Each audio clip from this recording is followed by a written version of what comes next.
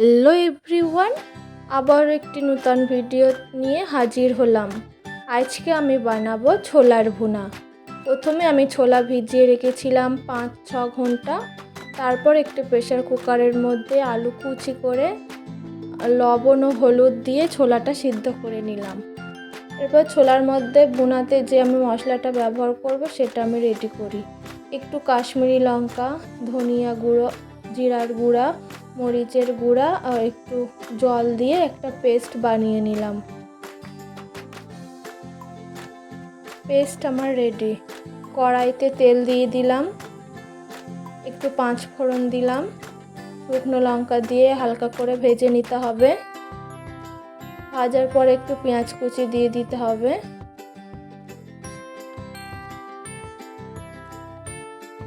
পেঁয়াজটা লাল হওয়া পর্যন্ত অপেক্ষা করতে হবে।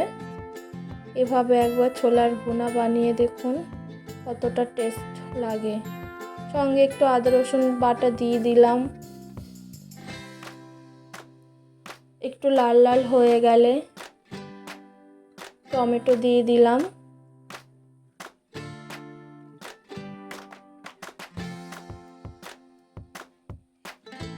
তারপর পেস্টটা দিয়ে দিলাম, দিয়ে তেল ছাড়া পর্যন্ত অপেক্ষা করতে হবে।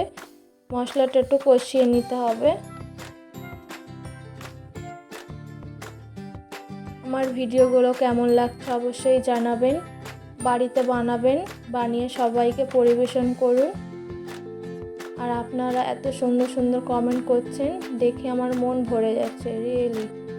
তারপর দেখুন আমার ছোলা সিদ্ধ হয়ে গেছে। এরপর তেলের মধ্যে দিয়ে দেব। তেলের মধ্যে দিয়ে দিলাম, কোনো জল অ্যাড করব না। ছোলার মধ্যে একটু জল ছিল, সেটাই হয়ে গেছে। ঝাল একটু কম হওয়া একটু লঙ্কার গুঁড়ো দিয়ে দিলাম ও একটু মিট মশলা দিয়ে দিলাম নামানোর আগে। আলুগুলো এভাবে ভুনার মতন করে দিতে হবে। নামানোর আগে অবশ্যই ধনিয়া পাতা দিতে ভুলবেন না। আমার ছোলার ভুনা প্রায় রেডি হয়ে গেছে। এবার আমি পরিবেশন করব। দেখুন কতটা লোভনীয় হয়েছে।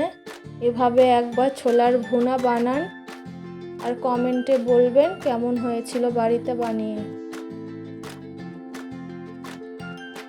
এরপর আমি পরিবেশন করব। দেখেই জিভে জল আসছে। একটা প্লেটের মধ্যে একটু ছোলা দিয়ে দিলাম।